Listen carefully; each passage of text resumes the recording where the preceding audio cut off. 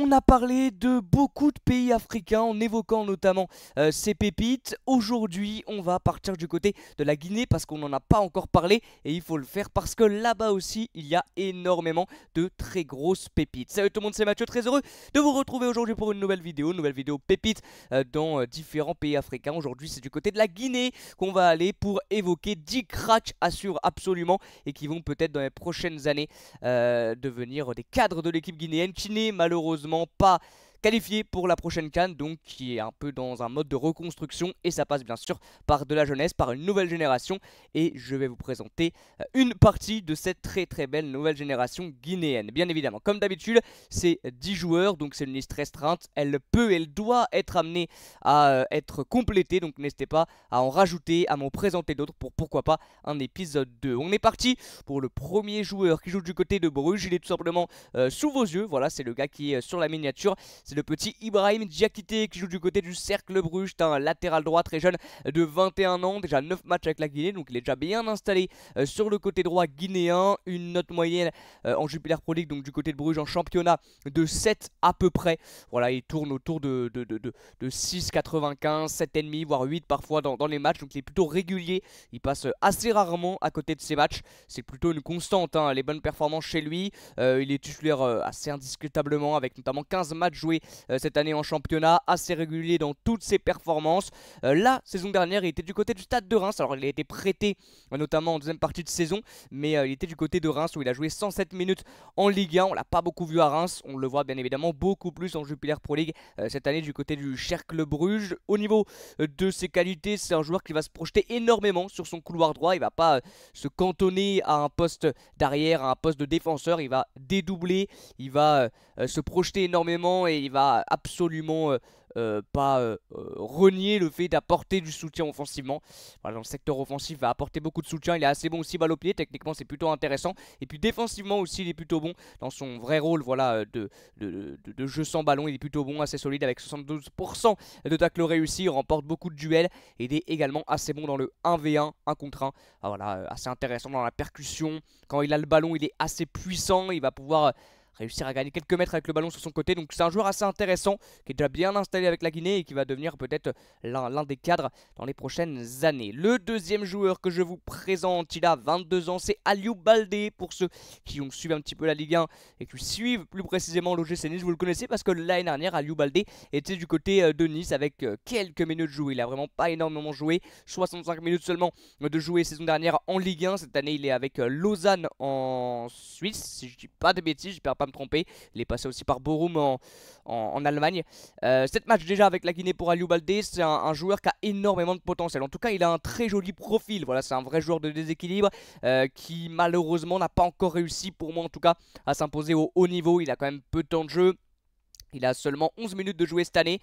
Et il est peu souvent décisif, mais je sais pas, c'est son profil de joueur de percussion, de joueur de déséquilibre, de joueur un petit peu spectaculaire qui va réussir à amener de la folie, qui va réussir à amener du danger que j'aime bien. Voilà, un vrai ailier, un vrai joueur sur le côté, une grosse valeur marchande déjà de 650 000 euros, mais malheureusement il n'a pas encore réussi à s'imposer. Alors du côté de la Guinée, il a déjà été appelé avec déjà 7 matchs, donc je pense que ça va continuer dans les prochaines listes, mais il va falloir qu'il joue en tout cas un peu plus. Je sais pas, peut-être qu'il est blessé, ça j'ai pas l'info, peut-être qu'il est blessé cette année, mais en tout cas il a joué que 11 minutes avec Lausanne. Pareil l'année dernière, il n'a pas beaucoup joué avec Nice. Donc voilà, en tout cas c'est un potentiel et un profil surtout très intéressant. Il a seulement 22 ans, donc il est encore très jeune. Le troisième joueur, c'est Seydou Sow. Alors lui aussi, bien sûr, pour les suiveurs de Ligue 1, vous le connaissez, c'est sûr et certain, parce qu'il est passé par Saint-Étienne, par Strasbourg. Il est prêté à l'heure actuelle du côté du FC Nantes. 24 matchs avec la Guinée. Lui, ça y est, il est déjà vraiment dans les plans de cette formation guinéenne. Et il est titulaire en défense centrale. Voilà, pas de souci pour Seydou Sow, qui joue donc à l'heure actuelle avec le FC Nantes. Il a été prêté cet hiver, parce qu'il jouait pas beaucoup avec le Racing Club de Strasbourg. C'est plutôt un bon joueur. J'ai trouvé qu'il faisait des bonnes saisons avec Saint-Étienne, mais pas très régulier. Il était capable de faire une grosse performance, un gros match, et le match d'après faire une erreur qui coûte un but ou passer complètement à côté de son match. Il était encore un peu jeune à Saint-Etienne, là il a 22 ans, c'est encore très jeune, mais il a un petit peu plus de maturité, un petit peu plus d'expérience. Voilà, ça reste un bon joueur de Ligue 1, un bon joueur de Ligue 1. Alors peut-être pas dans des clubs comme Lille, Lyon, Monaco, Paris, mais voilà, dans des clubs qui jouent le milieu de tableau, le maintien, c'est un très bon joueur, un joueur qui doit être titulaire bien évidemment, c'est Seydou Sow, et c'est un joueur qui est très important dans la défense guinéenne. Voilà, très solide, très costaud, il a beaucoup de qualité, Seydou Dousso très intéressant, mais son seul défaut, sa constance, sa régularité, que je trouve pas toujours au rendez-vous. Et il a une grosse valeur marchande de 6,50 millions d'euros. On verra si ce prêt du côté de Nantes va lui faire du bien. En tout cas, je pense qu'il va jouer, aux côtés notamment, je sais pas, d'un Zézé, d'un Palois. Voilà, Seydou Sow aura beaucoup à apprendre, surtout aux côtés du numéro 4 nantais, si je dis pas de bêtises, monsieur Nicolas Palois. Donc c'est un joueur que j'aime bien, Seydou Sow, mais voilà, assez irrégulier. Après, s'il arrive à enchaîner, à avoir la confiance des supporters de son coach, ça pourrait être intéressant du côté de Nantes cette année. Le prochain joueur, c'est Nabi Oulare. Lui, il joue pas en Ligue 1, lui, il joue en deuxième division turque du côté de Boluspor. C'est un autre défenseur central qui a également 22 ans, grosse valeur marchande de 1,2 million. Un petit match déjà avec la Guinée. C'est un défenseur extrêmement physique, très athlétique, explosif, rapide. C'est vraiment un joli profil en défense centrale. Il est serein dans la relance et dans les duels assez bons, que ce soit aérien ou au sol. Il en remporte énormément et il est propre balle au pied, et dans ses interventions, c'est plutôt un bon petit joueur, un bon profil aussi défensif. Donc il joue en deuxième division turque et déjà 17 matchs avec cette équipe de Boluspor. Donc il est titulaire indiscutable. À voir s'il sera appelé dans le futur dans les listes guinéennes, mais c'est aussi un joueur assez intéressant qui, pourquoi pas, pourrait former une belle défense centrale très jeune aux côtés de Seydou Sow. Le prochain joueur, c'est Al-Gassim Ba, 22 ans, le buteur de l'Apoel Nicosia, qui était du côté de l'équipe B de l'Olympiakos l'année dernière, qui a réalisé des performances incroyables avec la B de l'Olympiakos. C'est ça qui lui a permis derrière d'être acheté par l'Apoel Nicosia, où il joue un petit peu. Alors il joue pas énormément, il est encore très jeune, il n'a que 22 ans, mais il joue un petit peu avec 59 minutes de Conference League. Et en championnat, bon, il joue une centaine de minutes, il joue pas énormément, il est plutôt remplaçant, mais voilà, il a quand même quelques minutes par-ci par-là. Il passe quand même de l'Apoel Nicosia, qui est un très gros club, mais il était du côté d'une équipe réserve l'année dernière, du côté de l'Olympiakos, avec notamment la saison dernière une trentaine de matchs pour 14 buts, donc une trentaine de matchs toutes compétitions confondues, 14 buts, 4 passes décisives, donc c'est très intéressant. C'est un attaquant super rapide, super explosif, assez puissant, il est très bon balle au pied, et aussi également un très gros profil qui n'a pas encore été appelé avec la A de la Guinée, mais ça ne devrait tarder s'il arrive à s'imposer avec l'Apoel Nicosia. Pour le moment il n'est pas encore décisif, mais ça ne devrait tarder.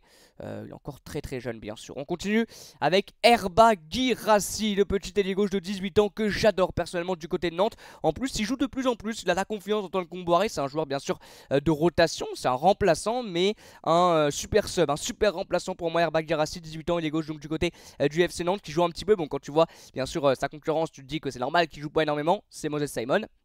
Sur le côté gauche, c'est un franco-guinéen, donc je crois qu'il n'a pas encore choisi quelle nation sportive il allait représenter. N'hésitez pas à me dire si c'est déjà le cas, peut-être qu'il a déjà choisi à l'heure actuelle, je sais pas. N'hésitez pas à me dire, en tout cas pour le moment je crois qu'il n'a pas encore choisi.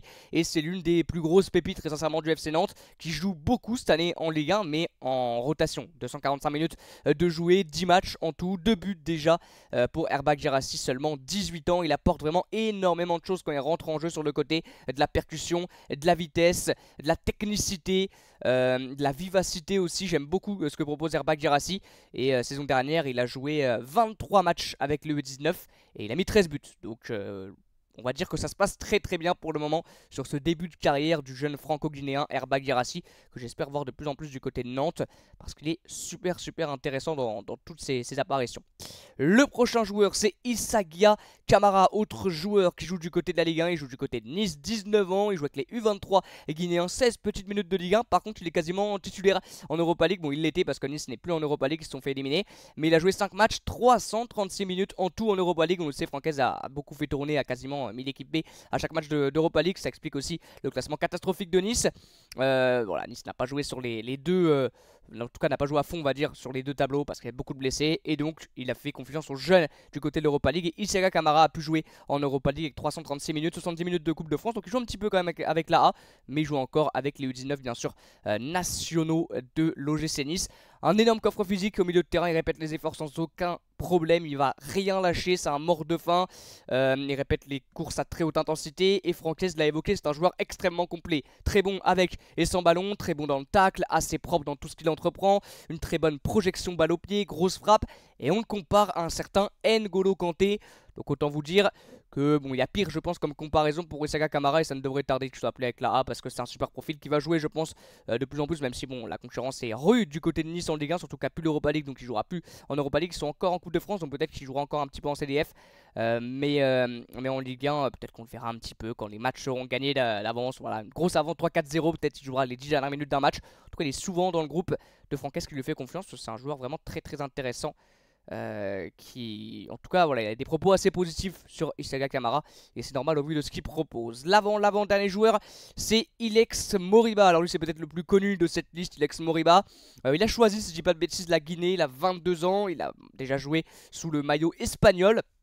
Ilex Moriba, mais je crois qu'il y a des petits problèmes avec lui. Il n'a toujours pas été appelé avec la A de la Guinée parce que je crois qu'il l'a critiqué. La Guinée, bon, c'est peut-être pas à cause de ça, mais en tout cas, il a eu des propos un petit peu durs sur la Guinée, sur la non-qualification de cette équipe à la CAN, mais il n'a toujours pas été pris du côté de la A. Ça ne devrait tarder parce que c'est vraiment, je pense, l'un des meilleurs potentiels de cette formation guinéenne. 22 ans, Ilex Moriba qui joue du côté de Celta Vigo. Il est titulaire indiscutable, 18 matchs, 1 but déjà, vers un marchand de 4 millions d'euros qui va faire qu'augmenter.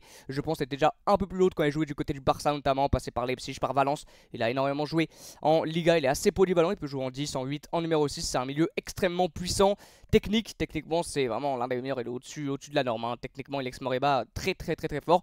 Et également devant le but, il n'est pas, maladroit devant le but, il a un gros sens du but, il a marqué déjà quelques buts très importants Ilex Moriba. Bon cette année c'est seulement un but, mais quand il était au Barça notamment, il a déjà été souvent décisif. L'avant-dernier joueur, c'est Henri Camara qui joue du côté de l'Atalanta Bergame avec la B bien évidemment, mais avec les jeunes de l'Atalanta Bergame. Et il a joué les JO, si je dis pas de bêtises, je sais pas s'il a beaucoup joué, en tout cas il était dans le groupe, dans l'effectif, dans l'équipe des Jeux Olympiques de Paris, Henri Camara, où la Guinée je crois a fait un petit parcours intéressant.